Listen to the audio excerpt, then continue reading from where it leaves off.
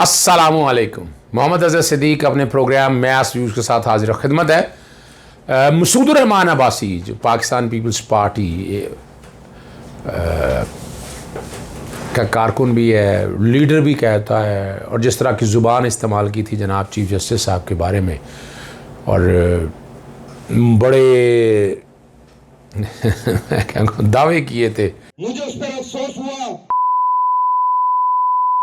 हमारी पार्टी की आदत के ऊपर बात करें। मैं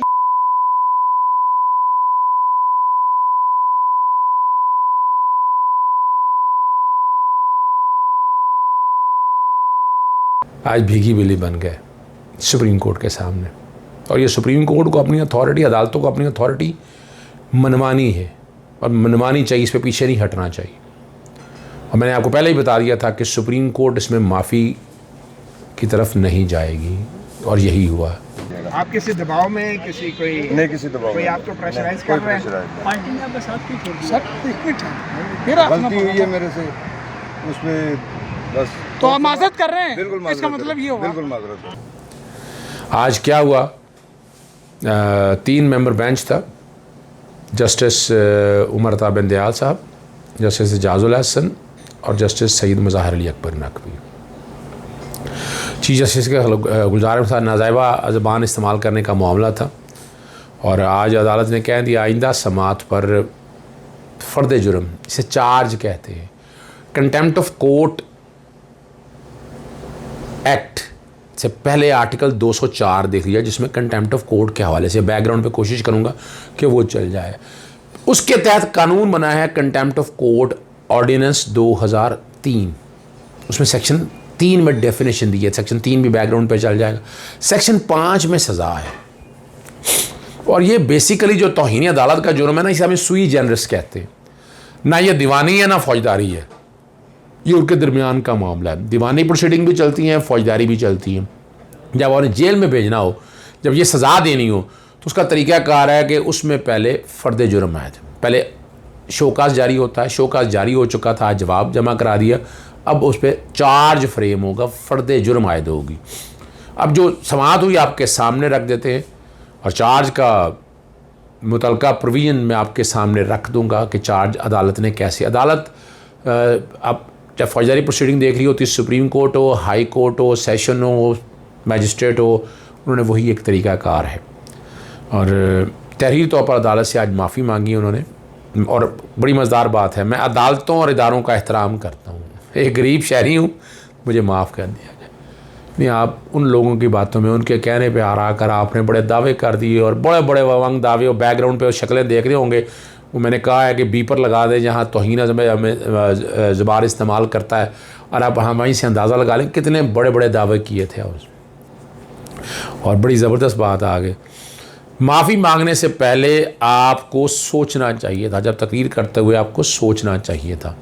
मैं अदालत के पाँव पकड़कर माफ़ी मांगता हूँ, मसूद रहमान अब्बासी ने अदालत को कहा, आप इस मुल्क के शहरी हैं, अपने आप को इतना नीचा ना करें। जैसे उमर अता बिन दयाल ने रिमार्क्स दिए, और समाअत जो है आइंदा समाअत बेंच की मौजूदगी को सामने रख कर मुकर्रर की, जो कि छुट्टियाँ शुरू हो चुकी हैं, तो जहाँ जजेस अवेलेबल होंगे उसके मुताबिक ये सवाबदीद है चीफ जस्टिस ऑफ पाकिस्तान की कि वो बेंच क्या बनाते हैं और क्या मुकर्रर करते हैं। जहाँ तकरीर की गई है, अब सवाल, जहाँ तकरीर की वहाँ कौन कौन मौजूद था? जस्टिस उमर अता बिन दयाल शादी हाल में तकरीब थे, वहाँ सब ज़िले अहदेदार आए हुए थे, मसूद रहमान अब्बासी ने अदालत को बताया। आपने चीफ जस्टिस को सियासी जमात का सेक्टर इंचार्ज कहा, ये सब बातें किसने आपको बताई? जस्टिस उमर अता बिन दयाल साहब ने पूछा, मुझे किसी ने कुछ नहीं कहा, ये सब बातें खुद की गलती हो गई, मसूद रहमान अब्बासी ने कहा। क्या आपसे पहले भी किसी ने ऐसी तकरीर की थी? जस्टिस उमर अता बिन दयाल, वहाँ मौजूद लोग कह रहे थे कि चीफ जस्टिस ने इतने सख्त रिमार्क्स नहीं दिए। ये मसूद रहमान अब्बासी ने अदालत को बताया। आप कह रहे थे कि अदालत बुलाए तो औकात याद दिलाऊंगा, जस्टिस एजाजुल हसन, आपने सुन लिए वो लफ्ज़ सारे। क्या है, अदालत ने बुला लिया, अब हमें औकात दिखाएं। जस्टिस एजाजुल, चीफ जस्टिस पर हराम की कमाई का इल्ज़ाम कैसे आयद किया? जस्टिस एजाजुल हसन, 2 बीवियाँ और अकेला कमाने वाला हूँ। मसूद रहमान अब्बासी अब मिनते तरलों पर आ गए हो। ये सब कुछ बड़ी बड़ी बातें करने से पहले सोचना चाहिए था, जस्टिस एजाजुल हसन ने उनसे कहा। और अदालत बड़ी, इस पर आपको पता है FIA ने भी इस पर काम कर रही है, और अदालत ने यही कहा कि FIA की रिपोर्ट का इंतज़ार है।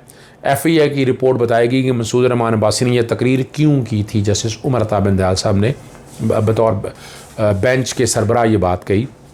और अब ये साथ उन्होंने कहा कि वालदा की वफ़ात और घरेलू झगड़ों की वजह से परेशान हूँ। जो गुफ्तगू आपने की वो किसको मुतासर करने के लिए थी। जस्टिस सईद मुज़ाहिर अली अकबर नकवी साहब का सवाल है, बड़ा रेलेवेंट सवाल पूछा उनसे। FIA खोज लगाए किसके कहने पर तकरीर की गई है। जस्टिस सईद मुज़ाहिर अली अकबर नकवी साहब ने ये भी पूछा उनसे।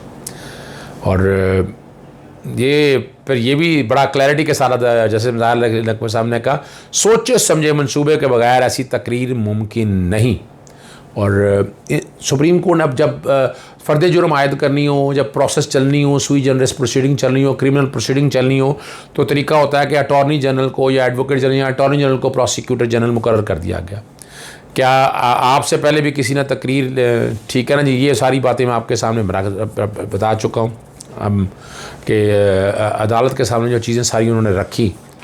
और बड़ी मज़ेदार बात है, क्या आपको एटम बम और मिसाइल टेक्नोलॉजी का बखूबी इल्म था। Justice Ijazul Hasan, chief justice का एटम बम और मिसाइल से क्या ताल्लुक़। जस्टिस एजाजुल हसन, अब ज़रा अगला जो है चूँकि अदालत में एडिशनल अटॉर्नी जनरल मौजूद थे कि मुलज़िम ने एतराफ़ जुर्म कर लिया, अब शवाहिद की ज़रूरत नहीं, यानी पहले फ़र्द जुर्म आयद होती है, उसके बाद फिर एविडेंस रिकॉर्ड होती है। जब फ़र्द जुर्म आयद हो जाए, फ़र्द जुर्म होने के बाद अगर वो कहे कि मैंने ट्रायल को आगे लेके चलना है, अब ये पहले नहीं है, माफ़ी मांग ली, अनकंडीशनल अपॉली कर ली है, अब शोकाज़ नोटिस दिया है, अदालत अब फ़र्द जुर्म आयद करने के साथ साथ फौरी तौर पर गवाह बुलाने की ज़रूरत नहीं है, अदालत उस पर सज़ा दे सकती है। ये एक ओपिनियन है, चला आ रहा है, 2 ओपिनियन है इसके ऊपर। अदालत आइन और कानून के मुताबिक ही चलेगी, जस्टिस एजाजुल हसन ने कहा है, ठीक है ना जी। और अदालत में तकरीर करने की इजाज़त नहीं, जस्टिस उमर अता बिन दयाल ने कहा। निहाल हाशमी, तलाल चौधरी केसेस का भी जायज़ा लेंगे, दानियाल अजीज़ समेत केसेस का जायज़ा भी लेंगे। आपको याद है कि ये 5 जजेस और उनके बारे में क्या क्या ज़ुबान इस्तेमाल करते थे नवाज़ शरीफ और उनकी जमात वाले। और नवाज़ शरीफ की जमात मशहूर है पाकिस्तान मुस्लिम लीग नून। रफ़ीक तारड़ के दौर में, जैसे सजाद अली शाह साहब के दौर में सुप्रीम कोर्ट पर 4 दौड़े थे, ये तौहीन अदालत कमिट की थी। और उसी वक्त वो प्रिंसिपल सेट नहीं किए थे, वह प्रिंसिपल सेट किए होते तो इस तरह की बातें ना होती। इदारों की तौकीर बड़ी लाजमी है।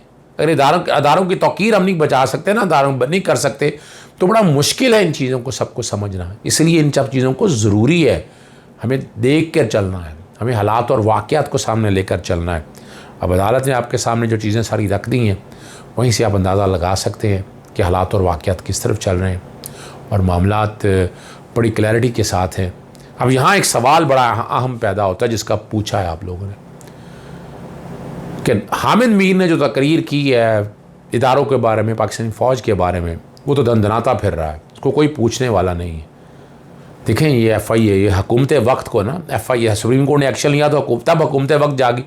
हुकूमत वक्त ने अपने तौर पर काम क्यों नहीं किया। FIA को एक्शन लेना चाहिए उस वक्त, FIA को मुकदमा दर्ज करके इंक्वायरी और इन्वेस्टिगेशन पता करनी चाहिए हामिद मीर ने किसके कहने पर की है। जैसे आपके सामने है, और हामिद मीर ये सारी बातें जितनी भी है सोचे समझे मनसूबे के बगैर कर नहीं सकता। उसने जो ज़ुबान इस्तेमाल की, जो तरीक़ाकार इस्तेमाल किया, वो काबिल गिरफ्त है और उससे इंप्रेशन अच्छा नहीं जा रहा है। यानी रोकना है ऐसे लोगों को, ऐसे लोगों को रोकेंगे। और आइन का आर्टिकल मैं फिर आपके सामने दोबारा चला देता हूं, ये ज़रूरी आइन का आर्टिकल 19 से समझने के लिए राइडर लगे हुए हैं, रीजनेबल रिस्ट्रिक्शन है, जो मर्जी मादर पितर आज़ादी नहीं है, आप बात करें आप, लेकिन उन पैरामीटर्स को सामने रखते हुए। मेरे तक कई चीज़ें आती हैं, वो आती हैं तो मैं शेयर कर देता हूँ, आप इस पर कमेंट्स दें और आप देखें इस बात को। और बात सही है, आप फैसला आप लोगों ने करना होता है। बहरहाल इजाज़त दीजिएगा, अस्सलाम वालेकुम, खुदा हाफिज़, पाकिस्तान जिंदाबाद।